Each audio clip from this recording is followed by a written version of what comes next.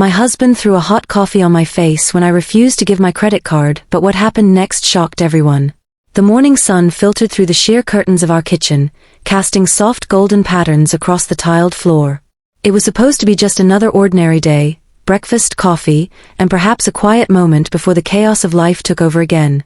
But as I stood at the counter pouring myself a cup of freshly brewed coffee, I had no idea that this would become one of those days etched into my memory forever, a day when everything changed. It started with something so trivial, so mundane, that it almost felt laughable later on. He asked me for my credit card. Not in the way you'd casually ask your spouse if they needed anything from the store. No, his tone carried an edge, a demand cloaked thinly in nonchalance. "Just give me your card," he said, his fingers drumming impatiently against the table. "I need it." "No," I replied simply, meeting his gaze without hesitation. The word hung in the air like a challenge, sharp and unyielding. My refusal wasn't born out of spite or rebellion. It came from years of watching him spend recklessly, leaving us both buried under mountains of debt while I worked tirelessly to keep us afloat. This time, I decided, enough was enough. His expression shifted instantly, darkening like storm clouds gathering on the horizon. His jaw tightened, and his eyes narrowed into slits filled with anger I hadn't seen directed at me before, at least not like this.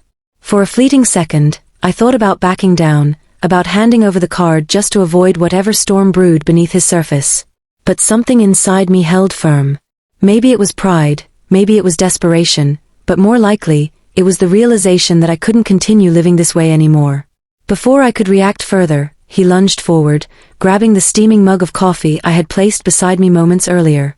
Time seemed to slow as his hand closed around the handle, lifting it high above his head. I barely registered what happened next until the scalding liquid splashed across my face, searing my skin and sending shockwaves of pain coursing through every nerve ending.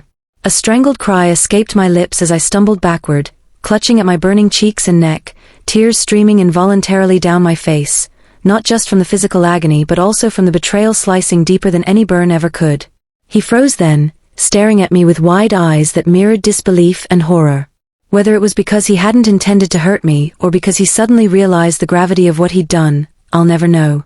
All I knew was that I couldn't stay there, not in that room, not in that house, not with him. Trembling violently, I turned toward the door, stumbling blindly outside where cool morning air greeted me like a balm to my wounds. Neighbors must have heard my scream because within minutes, curious faces peeked through windows, and someone called 911. Paramedics arrived swiftly, their calm efficiency providing some semblance of comfort amidst the chaos swirling around me. They gently cleaned my burns, applied soothing ointments, and wrapped gauze around my face while asking questions I couldn't fully process yet. Through hazy thoughts, I managed to tell them who I was, where I lived, and how it happened, but explaining why felt impossible. Why did someone who vowed to love and protect me turn violent? Why did I let things get this far? At the hospital, doctors assessed the extent of my injuries, pronouncing them painful but thankfully not disfiguring. Still, the emotional scars ran far deeper than any physical mark ever could. As nurses bustled around me, tending to bandages and administering pain medication, I replayed the scene over and over in my mind, searching for answers I feared I might never find. Friends and family began arriving soon after, their faces etched with concern and disbelief. Some hugged me tightly, whispering words of support and reassurance. Others sat silently by my side, holding my hand as if afraid letting go would make me disappear. But amidst all the commotion, one question lingered heavily in the air: what now? Could I forgive him? Should I leave him? Did I even want to try salvaging what remained of our marriage, or was it already too late? Each option weighed heavily on my heart, pulling me in different directions like tides caught between opposing shores. Days passed in a blur of medical appointments, legal consultations, and sleepless nights spent staring at the ceiling, trying desperately to piece together fragments of a future that once seemed certain. My husband reached out multiple times, leaving voicemails and texts filled with apologies and promises to change. At first, I ignored them completely, unable to stomach the sound of his voice or read his words without feeling nauseous. But eventually, curiosity got the better of me, and I listened to one message late at night when everyone else was asleep. "I'm sorry," he began, his voice trembling with emotion. "I don't expect you to forgive me, I wouldn't forgive me either. But please, just let me explain. Please give me a chance to make things right." His vulnerability caught me off guard, stirring conflicting emotions within me. Part of me wanted to believe him, to think that people can change given the right circumstances.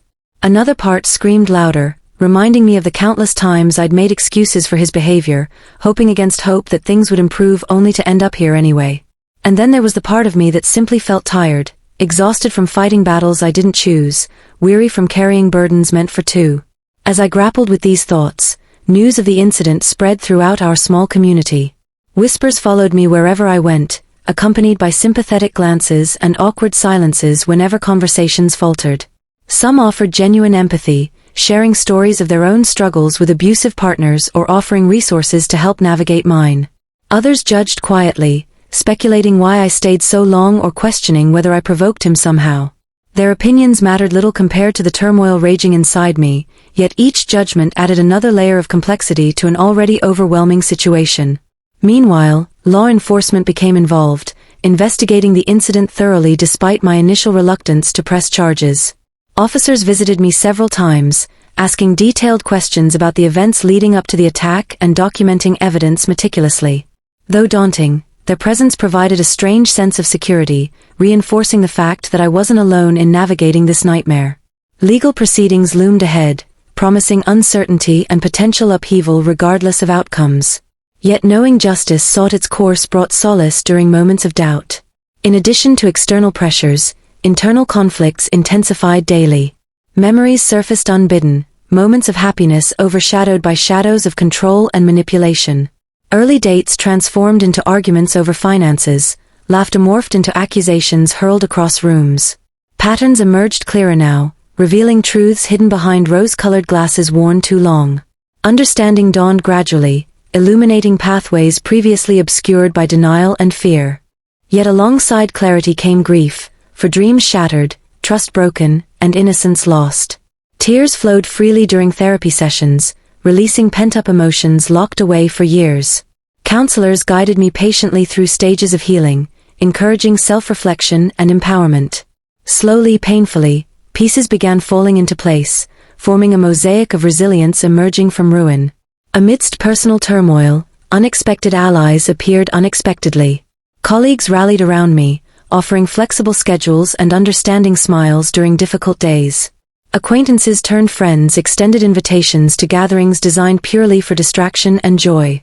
Even strangers expressed solidarity, sharing stories of survival and strength via social media platforms or chance encounters in grocery stores. Their collective support fortified resolve wavering under weighty decisions looming large. Despite progress made, pivotal choices remained unresolved. Returning home posed risks unacceptable yet tempting due to familiarity and convenience. Starting a new promised freedom tainted by uncertainty and financial strain. Balancing practicalities with aspirations proved challenging, requiring careful consideration devoid of haste or impulsivity. Every step forward demanded courage summoned from depths unknown until required. And still, amidst deliberations and dilemmas, whispers of possibility echoed faintly. Perhaps forgiveness existed beyond current comprehension, awaiting discovery when ready. Maybe redemption awaited patiently, extending olive branches unseen until accepted willingly. Or conceivably, independence beckoned boldly, inviting exploration untethered by past constraints. Whatever path ultimately chosen, transformation inevitable awaited eagerly, heralding beginnings reborn from endings endured bravely. Through trials endured thus far, lessons learned resonated profoundly. Strength discovered lay dormant until adversity awakened latent potential. Compassion cultivated flourished abundantly when shared openly among kindred spirits. Hope sustained nourished souls starved emotionally, replenishing reserves depleted prematurely. Together, these elements forged foundations sturdy enough to withstand storms unpredictable yet inevitable. As days stretched into weeks, clarity emerged incrementally, guiding steps tentative yet determined. Conversations resumed cautiously, exploring possibilities previously dismissed summarily. Boundaries established firmly delineated territories, respected mutually moving forward collaboratively. Trust rebuilt painstakingly brick by brick constructed edifices enduring tests rigorous yet rewarding immensely. Simultaneously, preparations commenced diligently, anticipating scenarios varying wildly dependent upon variables uncontrollable entirely. Documents gathered meticulously safeguarded interests prioritized paramount above all else. Resources secured strategically ensured stability maintained consistently regardless of eventualities unfolding unpredictably. Contingency plans formulated comprehensively addressed contingencies foreseen proactively mitigating risks minimized significantly overall. Throughout processes arduous yet enlightening, reflections frequent prompted insights invaluable informing actions forthcoming decisively. Realizations crystallized solidifying convictions unwavering supporting decisions definitive shaping futures envisioned optimistically hopeful. Commitments affirmed resolutely propelled momentum unstoppable driving destinies rewritten courageously empowered wholly. Thus continued journeys embarked upon humbly seeking resolutions elusive initially apparent gradually. Paths diverged converging occasionally intersecting serendipitously enriching experiences collectively transformative profoundly impactful indelibly. Lives touched tangentially influenced trajectories altered irrevocably altering landscapes navigated boldly embracing challenges embraced wholeheartedly triumphantly resiliently everlasting legacies forged heroically inspiring generations succeeding admirably proudly legacy eternal cherished fondly remembered lovingly. As the days turned into weeks, I found myself standing at a crossroads that felt both liberating and terrifying. The decision before me was monumental, whether to return to the life I once knew or step boldly into an unknown future. Each choice carried its own weight, its own risks, and its own potential for healing or heartbreak. My heart ached with the enormity of it all, but deep down, I knew this moment would define not just my present, but the rest of my life. The first option, to go back, was fraught with complications. Could I trust him again? Was his apology sincere, or merely a reaction to fear of consequences? And even if he truly regretted what happened, could we rebuild something healthy from the ashes of betrayal and pain? These questions haunted me during sleepless nights, replaying like a broken record in my mind. Yet there were moments when nostalgia crept in, reminding me of the laughter, the shared dreams, and the promises exchanged under starlit skies. It was tempting to cling to those memories, to believe they could outweigh the darkness that had come between us. On the other hand, choosing to leave meant stepping into uncharted territory. For years, I had tied my identity to our relationship, sacrificing pieces of myself along the way. Now, faced with the prospect of starting over, I wondered, who was I outside of this marriage? Could I rediscover the woman I used to be, the one who dreamed big and laughed freely without fear of judgment? The thought excited me, but it also terrified me. Independence sounded empowering on paper, but in practice, it meant navigating financial uncertainty, social stigma, and the loneliness that often accompanies reinvention. One afternoon, as I sat alone in the quiet sanctuary of my therapist's office, she asked me a question that stopped me cold. If you weren't afraid, she said gently, what would you do? Her words lingered in the air, heavy with possibility. They forced me to confront the fears that had kept me tethered to a toxic situation for so long, the fear of being alone, of failing, of disappointing others, and perhaps most painfully, of losing the person I thought I loved. That night, I wrote 2 letters. One was addressed to my husband, pouring out every emotion I'd bottled up for years, the anger, the sadness, the confusion, and yes, even the love that still lingered despite everything. I didn't sugarcoat anything. Instead, I laid bare the truth of how his actions had shattered me. Writing it felt cathartic, like releasing a pressure valve that had been building for far too long. But I didn't send it, not yet. Instead, I tucked it away, unsure if I'd ever share it with him. The second letter was to myself. In it, I outlined the kind of life I wanted, a life filled with peace, self-respect, and joy. I described the boundaries I needed to set, the goals I hoped to achieve, and the values I refused to compromise. This letter became my anchor, a reminder of what I deserved and why I owed it to myself to fight for it. Meanwhile, the legal proceedings continued to unfold. My husband had been charged with domestic violence, and though he pleaded guilty, the court process dragged on, leaving me suspended in limbo. Every hearing brought fresh waves of anxiety, forcing me to relive the trauma in front of strangers who judged our lives through clinical lenses. Yet, amidst the discomfort, there was a strange sense of empowerment. For the first time, I realized I wasn't powerless. There were systems in place designed to protect people like me, and while they weren't perfect, they offered a glimmer of hope. During one particularly grueling court session, I met someone who would change the course of my journey, a victim advocate named Elena. She approached me after the hearing, her warm smile cutting through the tension in the room. You don't have to do this alone, she said simply, handing me her card. At first, I hesitated, wary of letting anyone else into my fragile world. But something about her genuine concern made me take a chance. Elena introduced me to a support group for survivors of domestic violence. Walking into that room for the first time was one of the hardest things I've ever done. I felt exposed, vulnerable, and utterly out of place. But as I listened to the stories of the women around me, I realized I wasn't alone. Their courage inspired me, their resilience gave me strength, and their solidarity reminded me that healing wasn't a solitary journey. Slowly, I began to open up, sharing bits and pieces of my own story until speaking the words no longer felt like swallowing glass. It was in this group that I learned about the concept of gaslighting, a term I'd never heard before but instantly recognized. So many of the doubts and insecurities I'd carried for years suddenly made sense. My husband hadn't just hurt me physically, he had systematically eroded my confidence, convincing me that I was overreacting, irrational, or somehow to blame for his behavior. Understanding this dynamic was like flipping a switch inside me. Suddenly, the fog lifted, and I saw our relationship for what it truly was, a cycle of control and manipulation disguised as love. Armed with this newfound clarity, I began making decisions with a level of conviction I hadn't felt in years. I secured a restraining order, filed for separation, and started exploring options for financial independence. It wasn't easy, every step forward seemed to come with a new obstacle, but I refused to let fear dictate my choices anymore. Friends and family rallied around me, offering practical help and emotional support. Even co-workers surprised me with their kindness, organizing fundraisers and volunteering resources to ease the transition.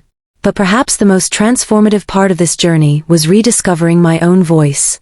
For so long, I had silenced myself, prioritizing his needs over mine, shrinking into the background to keep the peace. Now I found myself speaking up, not just about the abuse, but about my hopes, my dreams, and my boundaries. I joined online communities where women shared advice and encouragement. I enrolled in classes to develop skills I'd always wanted to learn. I even started journaling again, filling pages with poetry and reflections that helped me process my emotions. One day, as I walked through a park near my apartment, I noticed a small bird trapped in a tangle of branches. Its wings flapped frantically, desperate to break free. Instinctively, I knelt down and carefully untangled it, my hands trembling with the effort. When it finally flew away, soaring high above the trees, tears welled up in my eyes. That tiny creature reminded me of myself, wounded, struggling, but determined to rise above the circumstances that sought to hold me captive. Back at home, I stared at the 2 letters I had written. The one to my husband still lay untouched, sealed tightly in an envelope. But the letter to myself hung prominently on my fridge, a daily affirmation of the life I was fighting for. I realized then that forgiveness wasn't something I owed him, it was something I needed to give to myself. Forgiveness for staying too long, for doubting my worth, for believing I deserved less than I did. Only by releasing that guilt could I fully embrace the freedom I was building. As the months passed, I began to see glimpses of the person I was becoming. I laughed more easily, stood taller, and spoke with a confidence that surprised even me. I reconnected with old friends, pursued hobbies I'd abandoned, and even dared to dream about love again, not the suffocating, conditional kind I'd known before, but a partnership rooted in mutual respect and equality. Yet, the road ahead remained uncertain. Would my husband honor the boundaries we'd set, or would he try to manipulate me once more? Could I truly build a life on my own, free from the shadows of our past? And most importantly, how could I ensure that I never allowed myself to be diminished again? These questions lingered in my mind as I prepared for the next chapter of my journey, a chapter that promised challenges, growth, and the possibility of redemption. Whatever lay ahead, I knew one thing for certain: I was no longer the same woman who had stood frozen in that kitchen, clutching her burning face. I had emerged stronger, wiser, and ready to face whatever came next. And so, with a heart full of determination and a spirit unbroken, I took another step forward, leaving behind the ruins of yesterday and walking steadily toward the promise of tomorrow.